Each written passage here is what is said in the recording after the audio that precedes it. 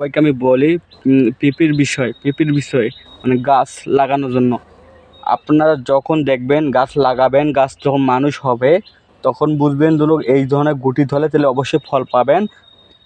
এই ধরনের গুটি দেখবেন তখন ফল পাবেন। এটা হলো মাতৃ, এটার ফল হবে। আর মাতৃ পাইলেন। আর মাত্রা, এই যে পুরুষ, এই যে আপনারা সবাই দেখতেছেন, এই ধরনের ফুল হলে কিন্তু আপনারা ফল পাবেন না, ঠিক আছে?